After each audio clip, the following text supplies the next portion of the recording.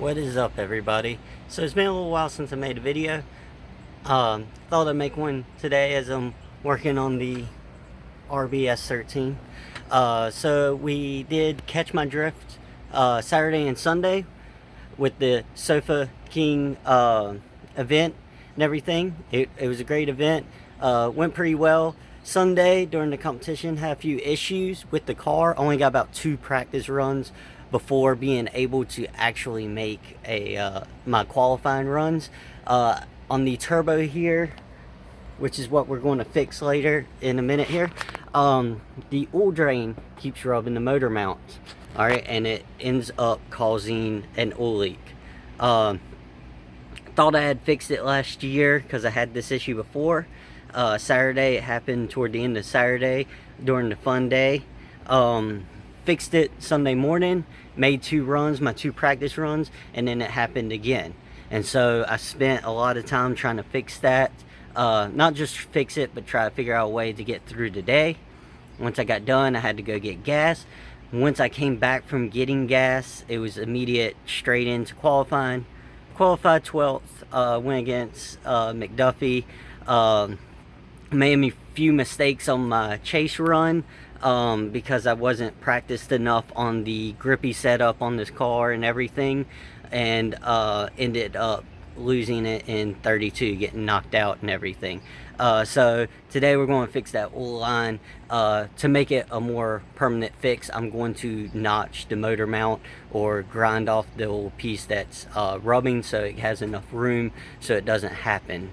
Alright, so let's get started. I got a little cooling tent, got my canopy, set up a little fan down there. It is hot today. Alright, it's in the 90s and everything, which is normal on the eastern North Carolina. These summer days, usually 90 degrees with tons of humidity. Usually heat index, usually around 100 degrees, which is what I think it is today. So let's get started.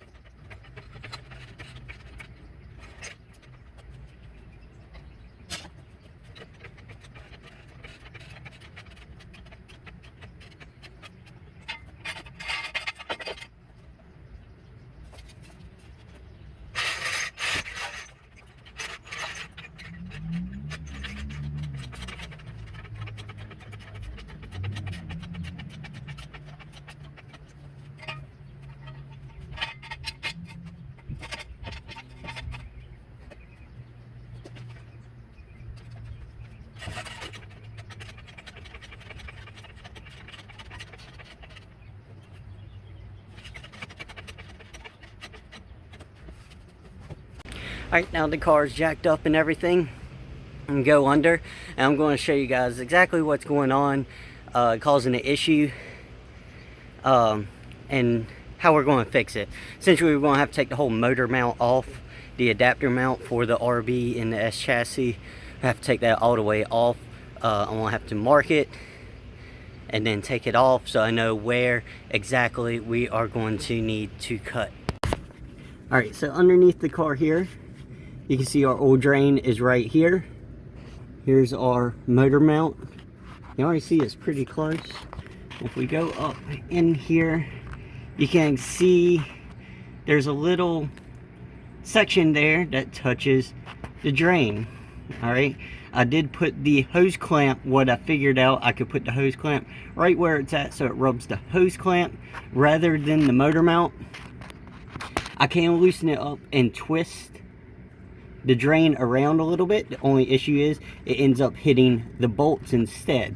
So it's a very tight little space that we have that we can work with going through to get this drain, the oil drain, down to the engine where it needs to be. Never mind the grittiness and nastiness on there. I know it's dirty underneath, all the oil and everything, because of this leak. I do have a couple very minor leaks as well, other places and everything, which is just kind of normal on a higher mileage, daily driven, well, not daily, but almost daily driven car. I do drive this on the street, but not every day. That's what the Infinity's for. It's more of a weekend car. But the oil pan does leak a tiny bit. I gotta take that back off and try to reseal that. Alright, so yeah, we need to get this motor mount right here completely taken out so we can cut and grind that piece apart, as well as once it's out we can kind of inspect the oil line as well. So let's get started on getting that oil motor mount.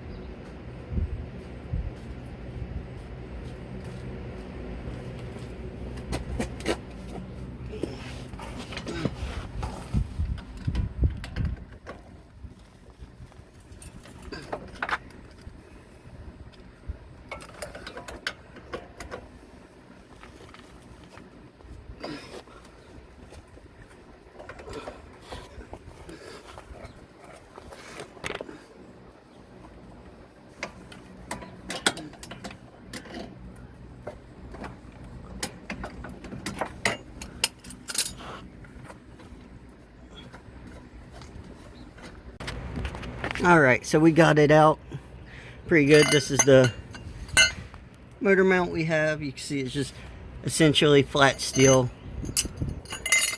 And what we're rubbing on is this little section right here. It's like we have plenty of material. I can come in mainly on this part and just slice this section off. That's all we really need to do. So I can come in, slice up, over, and over again. And that should give us plenty of clearance for the oil line. I might also flip it over and put it on the inside here, what I cut off maybe, and weld in just to add that little extra strength back. I don't really think need to. There's plenty of material there, so if I cut in half an inch or so right along here, really I don't think it's going to cause any structural integrity issues or whatnot. What I'd love to do, actually, would be nice, and come up here, and instead of having the motor mount here and the adapter comes over here, instead of having it mounted to the subframe, I'd love to plate, where's my finger, the chassis rail here to come out, have a part that bolts to the chassis rail that comes out, so the engine can be supported while I remove the subframe. I don't have to have any support for the engine like I do now if I was taking the subframe out to get the oil pan off and things like that. A lot of actual race car stuff, that's what they end up doing. You can see the drain line there, and a pretty short drain line. Actually, that little bend right there, the pipe coming off has a slight bend. If it was bent just a little bit more, maybe 1 or 2 degrees more, it would be fine. I wouldn't have had this issue either. I tried bending it at the track. It is super strong. I actually broke screwdrivers and some pliers and stuff trying to bend it. Alright, so let's cut this motor mount a little bit, add a little notch to it, so that it will clear that oil line and we won't have this issue ever again.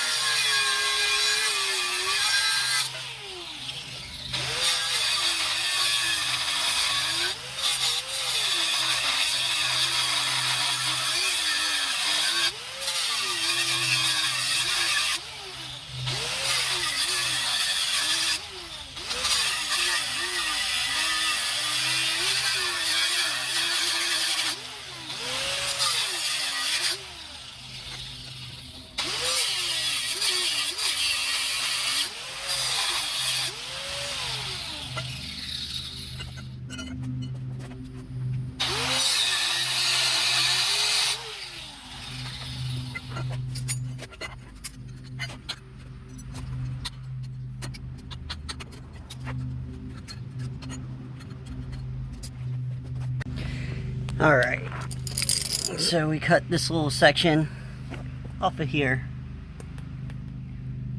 You can see it's not too terribly much cut away. So now I just need to get the regular grinding wheel put on there and flap wheel, smooth it out, throw a little paint on it, and we should be good to go. I got a little too happy and, you know, accidentally put a little notch in the bottom plate there by accident, but it's not a big issue. So clean it up and then we'll throw some paint on it. Alright, we got it all painted up. Use the flap wheel, cleaned it up nice and smooth, rounded the edges so they're not super sharp. You can see about how much it took off, about ½ an inch or so. Painted it, and now it's ready to go back in. Also noticed some issues with my intercooler. Inspecting things while the paint was drying, found a crack in the intercooler right there. It smacked the frame rail, cracked it. This coupler had a little nick in it as well, probably causing a boost leak as well, that we're going to have to fix. And the mounts on the bottom of our intercooler had broken off, so my intercooler is just sitting there flapping around and stuff. So have to get all that welded up and fixed up. So, but for now, let's put this in. I have a map sensor on this, so I can drive it, at least back it back into its spot without the intercooler. Not a big deal. But yeah, let's put this back in to the car.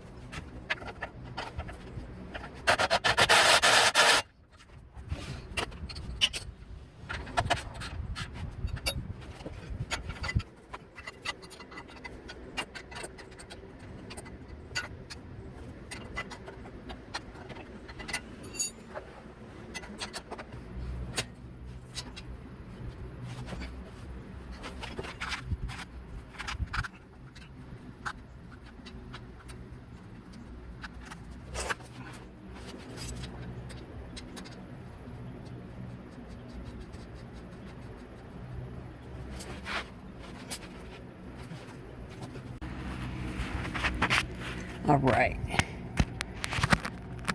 so now we can see I have plenty of clearance now. Absolutely no rubbing's going to go on there. There is something severely is wrong. Still have to put the motor mount disc and everything back in, but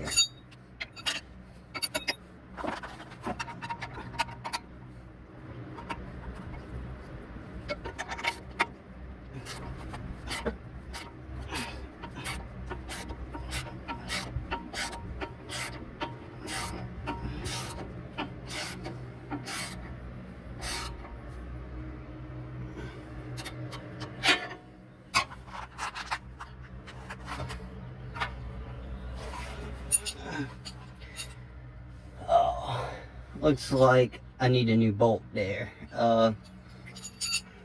It's not tightening up, feels like threads are a little bit messed up. So it's always one step forward, two steps back. This bolt, definitely going to need to find one and replace it. So again, it's all the little things sometimes mess up. But the engine is sitting on the mount. It's fine. It's resting. It's semi-tightened. It's not fully tightened how I'd prefer it. It has a tiny bit of movement. So we'll fix that. I'll get a new bolt throw in there. See? Alright, let's put the car down on the ground. We'll back it into its spot. But definitely an improvement massively than what was already there. So I'm going to continue bolting this in completely, and then from there we will put it back on the ground, put the car back in its spot. Well, I have it pulled out because I do need to cut my grass, and I have to pull it out to get the lawnmower in the backyard. From there, have to figure out welding the intercooler, get a new coupler for it, and there's some other small things that we are going to have to fix as well. Overheating wasn't really overheating, it was just getting warm, getting up to 20, but it was 98 degrees this weekend, so that's going to contribute to that. There's a little bit of rust in the coolant system still. I run a heavy mixture of water, very little antifreeze, just enough to keep it from freezing up during the winters, and to raise the boiling point just a tad bit. I think my boiling point with the coolant's like 300 or 280 degrees, and then when it's under pressure it's a little bit higher or whatever, but like 75% water wetter and stuff like that. But there's a good bit of rust in there, so I'll have to flush that out. So let me finish up putting this motor mount in and then putting it on the ground.